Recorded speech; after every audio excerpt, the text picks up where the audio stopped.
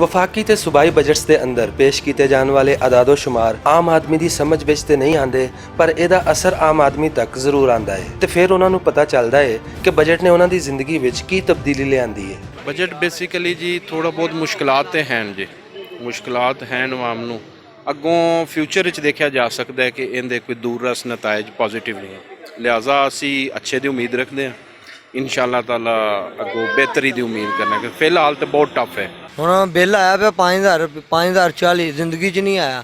ਇਹ 3 ਮਹੀਨਿਆਂ ਦਾ ਬਿੱਲ ਆ ਜਿਹੜਾ ਇੱਕੋ ਮਹੀਨੇ ਦਾ ਹੀ ਆ ਗਿਆ। ਪਹਿਲੇ 2018 1700 1900 ਨੂਨ ਲੀਗ ਦੇ ਦੌਰ 'ਚ।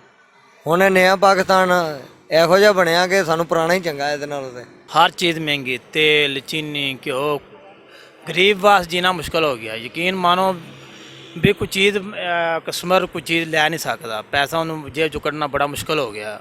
ਇੰਨੀ ਮਹਿੰਗਾਈ ਹੋ ਗਈ, ਬੰਦਾ ਮਜਬੂਰ ਹੋ ਗਿਆ। ਇਹਨਾਂ ਦਾ ਟਾਰਗੇਟ ਹੈਗਾ ਕਿ ਗਰੀਬ ਆਵਾਮ ਮਹਿੰਗਾਈ ਕਰਾਂਗੇ, ਮਰ ਜਾਵੇ, ਠੀਕ ਹੈ, ਮੁੱਕ ਜਾਵੇ, ਉਹਨਾਂ ਦੀ ਸਫਾ ਹਸਤੀ ਖਤਮ ਹੋ ਜਾਵੇ ਤੇ ਅਮੀਰ ਜਿਹੜਾ ਹੋਰ ਅਮੀਰ ਹੋ ਜਾਵੇ। ਨਵੇਂ ਬਜਟ ਤੋਂ ਬਾਅਦ ਬਹੁਤ ਜ਼ਿਆਦਾ ਤਬਦੀਲੀ ਆ ਗਈ ਹੈ।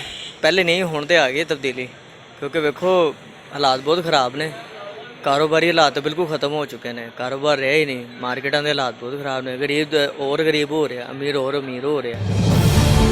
सरकार का आखना है कि हालिया मुश्किल माशी हालात के तहत मुश्किल फैसले करने पैणगे, पर इन्हां फैसलों के असरात तो आम आदमी को बचाने लई हुकूमत पूरा जोर ला रही है। ये जो बजट है, इस बजट में हमने क्या कोशिश की है? वो पैसा जो हमने सिर्फ अपने कमज़ोर तबके के लिए रखा है, उनके सस्ते कर्ज़ों के लिए, उनको पैसे देने के लिए, उनके लिए हम राशन लेके आ रहे हैं, उनके लिए सस्ते घर जो हमारा प्रोग्राम है हाउसिंग का, उसमें से हमने 5 अरब दिया है कि निचले तबके को हम घर दे सकें अपनी छत के ऊपर। पनाहगाह बनाई हैं जो कि लोग सड़कों के ऊपर सोते थे, मज़दूरों के लिए, उनके लिए बनाए। इन हालात के अंदर भी हम पूरा जोर लगाएंगे अपने निचले तबके को पूरा उठाने के लिए। मौजूदा हुकूमत अपना पहला साल मुकम्मल करन जा रही है तो आम आदमी को उम्मीद है कि वज़ीर आज़म का दस्या होया औखा वेला जल्दी खत्म होवेगा ते आवाम नूं भी सुख का साह मिलेगा।